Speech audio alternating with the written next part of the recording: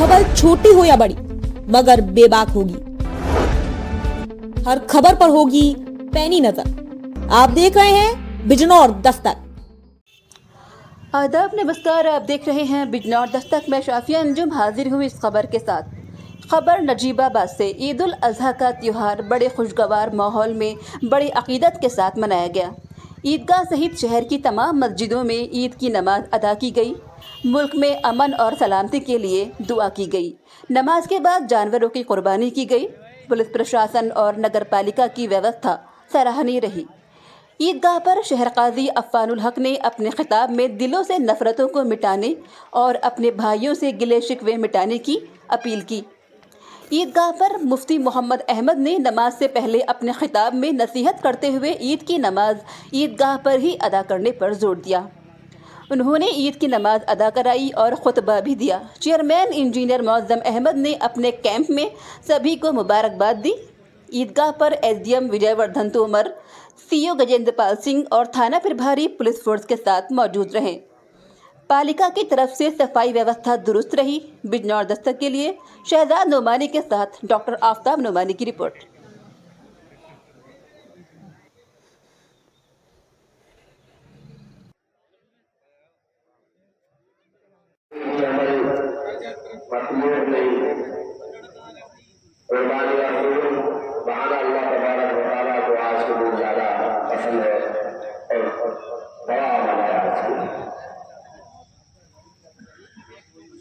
ज़्यादा लंबी बात नहीं करनी है, तबीयत अधीर है, गले में तकलीफ है, तो ज़्यादा बात मुफ्ती से आगे करेंगे इंशाअल्लाह।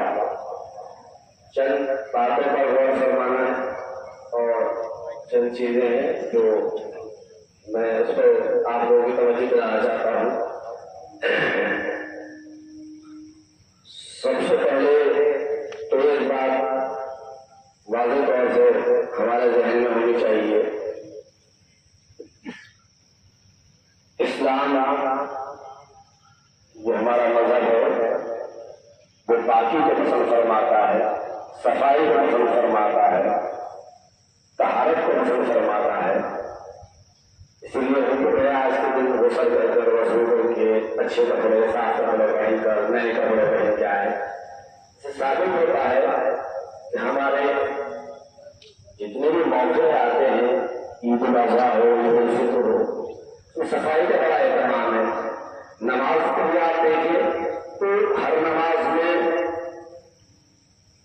वजू का एहतमाम किया जाता है, जिससे कि अल्लाह के सामने पाक साफ होकर हम खड़े हो सकें। तो इस बात को वाज़ेह तौर से हमने ज़हन में रखें कि हमारा मजहब सफाई पसंद मजहब है। हमारा इस्लाम हमें हरगिज़ नहीं सिखाता कि हम गंदगी फैलाएं, क्योंकि आज यौमुन नहार है, यानी कुर्बानी का दिन है। आज हमें अपने जानवरों को ज़िबा करना है, उनका खून नालियों में जाता है, सड़कों की नालियों में जाता है। ये कुर्बानी बताती है कि महबूब को राजी करने के लिए, अपने अल्लाह को राजी करने के लिए किस हद तक जाया जा सकता है, किस नौयत तक जाया जा सकता है। एक 80 साल का बूढ़ा अपने लफ्ते जिगर, नूर नजर, जो बहुत अरसे के बाद पैदा हुए थे, अल्लाह ने उनकी कुर्बानी मांगी है, उन्हें कुर्बानी के लिए पेश किया जा रहा है। लेकिन न तो कुर्बान होने वाले के दिल में कोई मलाल, न माथे पे कोई शिकन, न कुर्बान करने वाले के दिल में कोई मलाल, न माथे पे कोई शिकन। इसलिए उन्हें पता है महबूब को राजी करने के लिए हर हद से गुजरा जा सकता है। अपने अल्लाह को राजी करने के लिए हर दिनों में रोजा रखता है तो एक दिन का रोजा एक साल के बराबर होता है। एक साल के बराबर रोजा रखने का सवाब मिलता है। और جو کل دن گزرا ہے یوم عرفہ، اس کے بارے میں آتا ہے صیام یوم عرفہ احتسب علی اللہ ان یکفر السنة التي قبلہ وبعدہ، وکما قال صلی اللہ علیہ وسلم کہ یوم عرفہ کا روزہ، اس کے بارے میں اللہ کے نبی فرماتے ہیں کہ میں سمجھتا ہوں کہ اس دن کی روزہ رکھنے میں 2 سال کا خصوصی پیکج ملا کرتا ہے کہ انسان کے آنے والے سال کے گناہ معاف ہو جاتے ہیں اور پچھلے سال کے گناہ بھی معاف ہو جاتے ہیں۔ یہ عید اللہ رب العزت والجلال کی طرف سے ایک خوبصورت تحفہ ہے، ایک عظیم تحفہ ہے۔ یہ تحفہ ہمیں ملا ہے، اس پر شکر بجا لانا چاہیے، اس لیے کہ قرآن کریم کا فرمان ہے لیکن شکرتم لازیدنکم، شکر کرو گے تو میں زیادہ دوں گا۔ ہمیں اس نعمتوں پر شکر ادا کرنا چاہیے، کیونکہ ہر انسان کی زندگی میں اتنی نعمتیں موجود ہیں کہ اللہ رب العزت والجلال فرماتے ہیں وَإِن تَعُدُّوا نِعْمَتَ اللَّهِ لَا تُحْصُوهَا، کہ اگر تم اللہ کی نعمتوں کو شمار کرنا چاہو تو ہرگز شمار نہیں کر سکتے۔ سر کے بالوں سے لے کر پاؤں کے ناخن تک، دن کے 24 گھنٹے میں ایک ایک لمحہ اللہ کی نعمتوں سے ہم مالا مال ہوتے ہیں، اللہ کی نعمتوں سے محفوظ ہوتے ہیں۔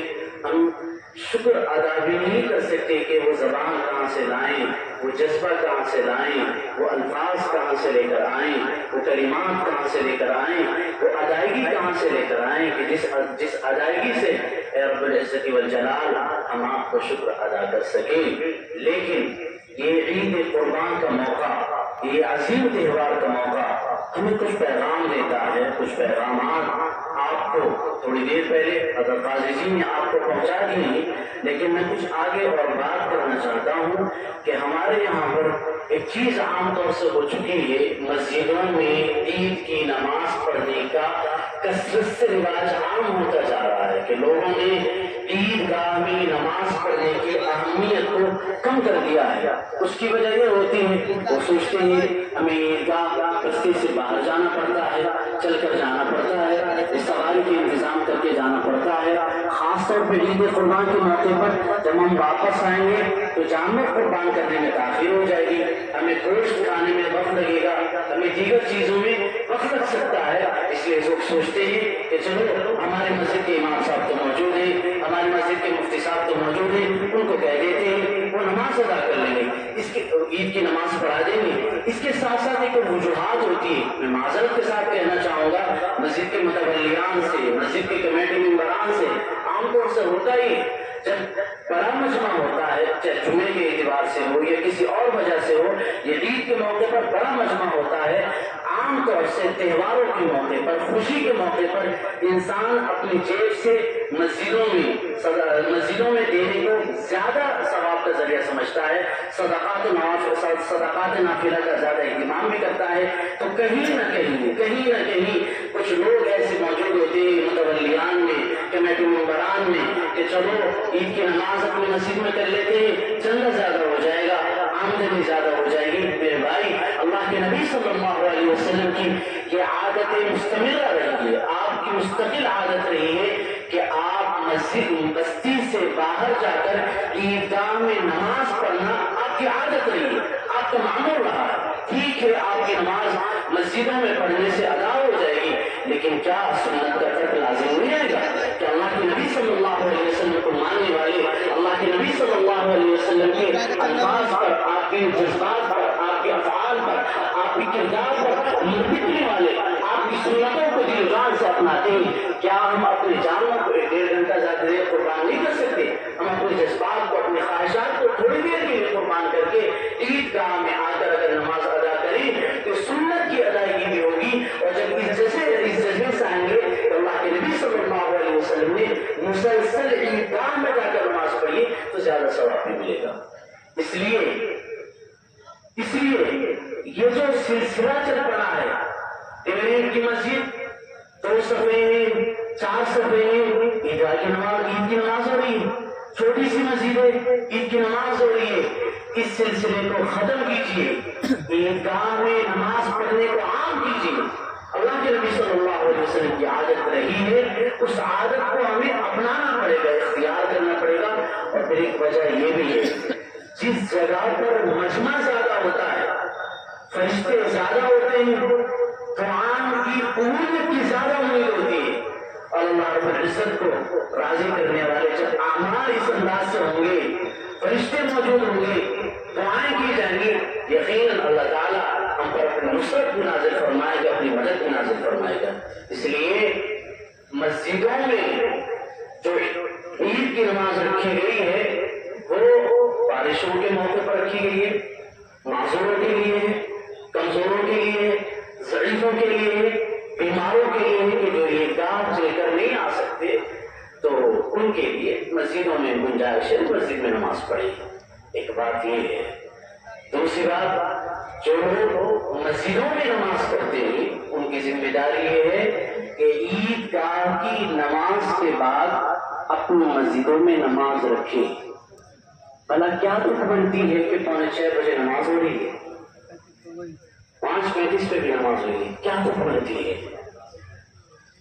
تو وہ آفتاب کو زیادہ وقت نہیں گزرا اور عید کی نماز کر رہی ہیں، لوگ باقاعدہ شوق سے زیادہ جلدی فارغ ہو جائیں گے۔ اس چیز کو ختم کیجیے۔ عیدگاہ کی جو سنت ہے، نماز پڑھنے کا تہوار ہوتا ہے، مجمع موجود ہوتا ہے، کثرت ہوتی ہے، کثرت پہ تو اللہ کے نبی صلی اللہ علیہ وسلم نے فخر کیا ہے، ہمیں خوشی ہونی چاہیے کہ عیدگاہ پر جمع ہونا ہے۔ ایک بات یہ ہو گئی۔ دوسری بات یہ ہے، جیسے جلال آباد ہے، نجیب آباد ہے، یا آس پاس کی بستیاں ہیں جہاں پر جمعہ بھی ہوتا ہے اور عید کی نماز بھی ہو سکتی ہے، کچھ لوگوں کے بارے میں سننا میں یہ آتا ہے، میں مثال دوں گا، مثال سمجھنے میں آسان ہوتی ہے۔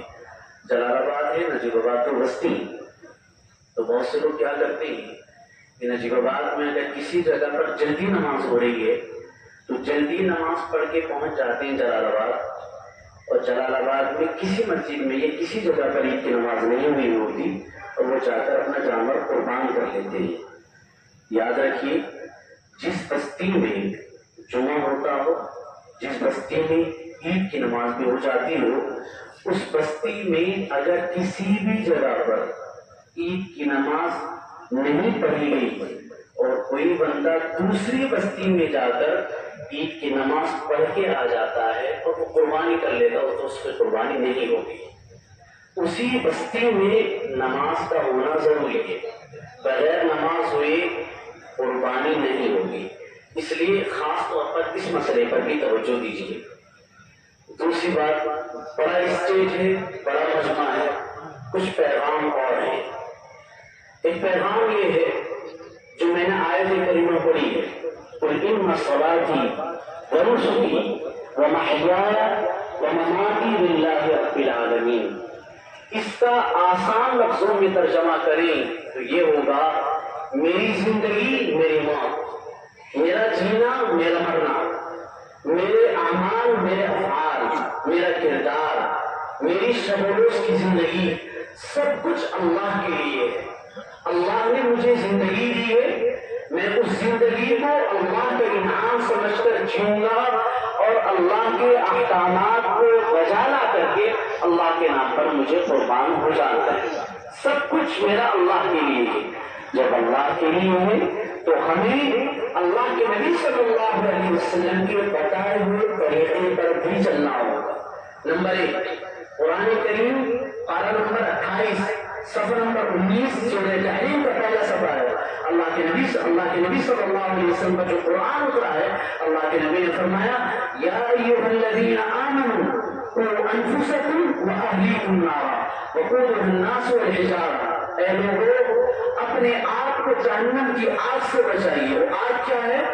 یہاں کی آگ کے بارے میں ہم تصور نہیں کر سکتے کہ اس کی گرمی کو تھوڑی دیر برداشت کر لیں تو اس آگ کا کیا عالم ہوگا۔ اللہ پاک فرماتے ہیں، اے ایمان والوں، اپنے آپ کو بھی اور اپنے گھر والوں کو بھی جہنم کی آگ سے بچانے کی فکر کیجیے۔ ہم لوگوں نے یہ فکر کرنی چھوڑ دی ہے۔ ایک جملہ مقصد کہا کرتے ہیں، ہم نے اپنے اساتذہ سے سنا ہے، لوگوں کو اس بات کی فکر ہے۔ مجمع میں شادی شدہ بہت لوگ موجود ہیں، بچوں والے موجود ہیں، خاص طور پر بچوں والوں کو یہ جملہ سمجھ میں آئے گا۔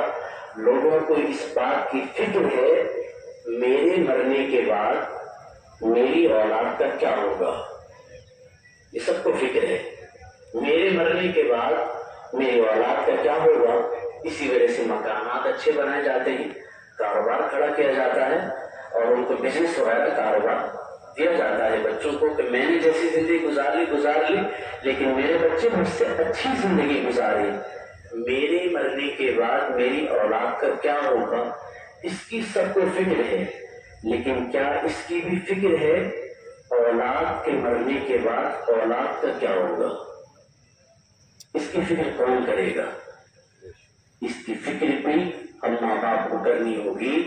اکبر وللہ الحمد، الحمد للہ الذی جعل لكل امة منسکا يذكر اسم الله على ما رزقهم من بهيمة الانعام وعلم التوحید وامر بالاسلام۔